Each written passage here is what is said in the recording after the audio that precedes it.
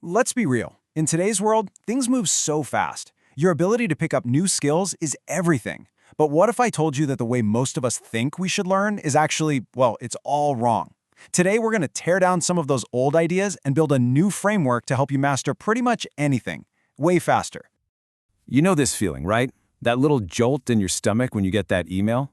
You're suddenly on the hook for some new, complicated piece of tech, and you need to get good at it, like yesterday.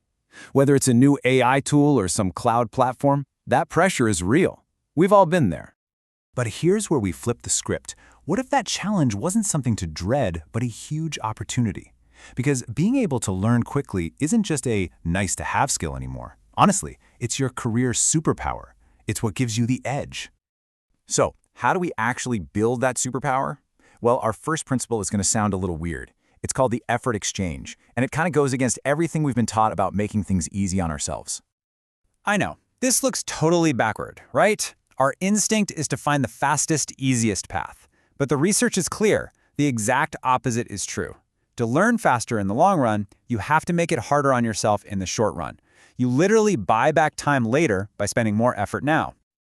The science behind this is something called the generation effect. See, your brain isn't a sponge that just soaks up information.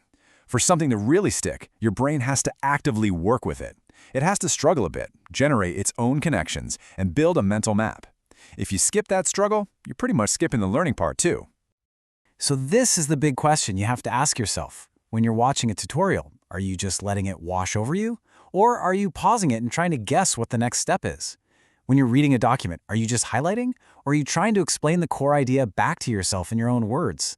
That little moment of effort, of struggle, that's where the magic happens. Okay, so let's talk about another huge trap that slows us down. This whole idea of having a personal learning style.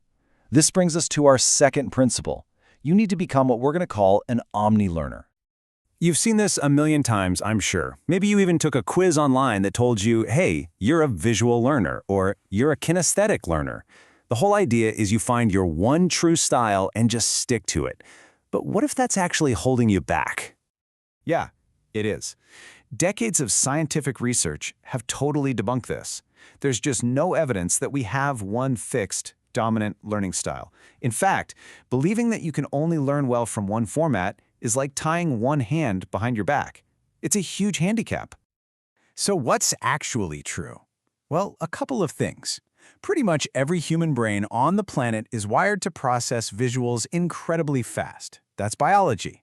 And on top of that, most of us have spent years in school, so we've built up really strong habits around reading and writing. But these are strengths and skills, not fixed styles. The real game changer is being able to pull knowledge from any format, a video, a diagram, a lecture, you name it. Think of it like this. You can walk into a messy room and immediately understand, yep, this room is a mess. But just understanding it's messy doesn't magically organize it. True learning is the act of organizing that messy information in your head, no matter how it came in. Once it's organized, you own it. You can use it, you can recall it, you can build on it. Okay, so we've got these two big ideas. Embrace the struggle and become an omni-learner. That's the mindset. Now let's get practical. Let's turn that mindset into a step-by-step process you can literally start using today. First things first, you've got to start smart, and that means two things. One, filter out the noise. You can't learn everything at once, so focus on what actually matters for your goals. And two, you have to turn that focus into a real target. A fuzzy goal like, I want to learn more about AI, just doesn't cut it. The absolute best way to set a real target is with a SMART goal.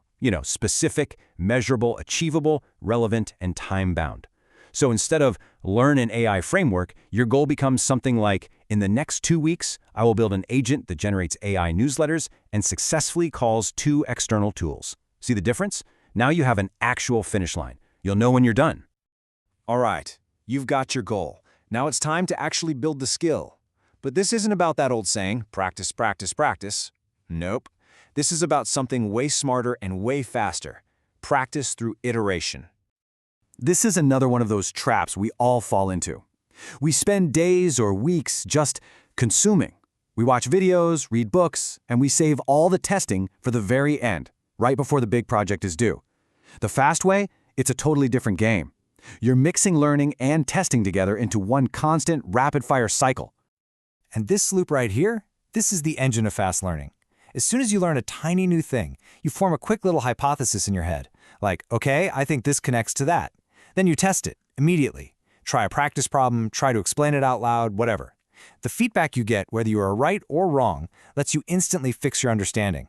And this is where being an omnilearner really pays off, because you're grabbing that feedback from anywhere you can get it. A textbook, a colleague, even an error message, and you're just getting faster and faster with every loop. So when you put these two together, being an omnilearner who can organize information from anywhere and constantly running through that iteration loop, you get so much closer to making 100% of your learning time effective. You're not just passively soaking things in anymore. You are actively building and rebuilding your knowledge in real time. But look, learning doesn't just stop the moment you hit that first SMART goal.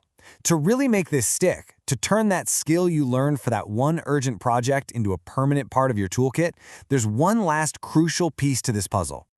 So let's put it all together. This is it. This is your new framework. First, you're going to embrace that productive struggle, because you know that effort is what makes things stick. Second, you're an omni-learner now. No more excuses about learning styles. Third, you set crystal clear SMART goals. Fourth, you iterate constantly, always testing yourself. And finally, you follow up. Once you hit that goal, you don't just drop it. You ask, okay, what's next? How can I use this somewhere else? That's how you turn a one-off skill into a permanent superpower. Because that next big challenge, that new platform, that next scary email from your manager, it's coming. That's a guarantee. The question isn't if you'll have to learn something new, but how you're going to do it. It's not about trying to avoid the struggle anymore. It's about knowing how to organize that struggle to turn all that pressure into real, actual power.